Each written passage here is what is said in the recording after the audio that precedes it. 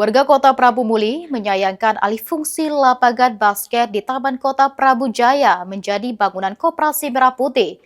Akibatnya, fasilitas olahraga yang selama ini digunakan masyarakat tidak lagi dapat dimanfaatkan.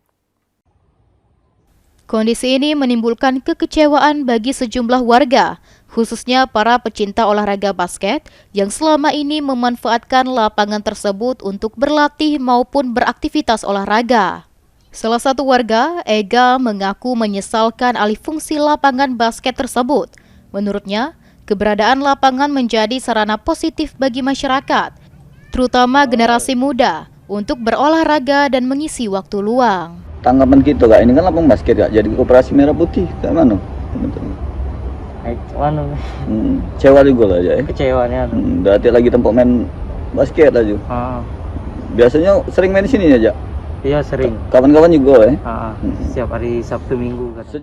Warga berharap pemerintah daerah dapat menyediakan kembali fasilitas olahraga yang layak bagi masyarakat, agar aktivitas olahraga, khususnya bola basket, tetap dapat berlangsung di Kota Prabu Muli. Anggi Perkasa, PAL TV.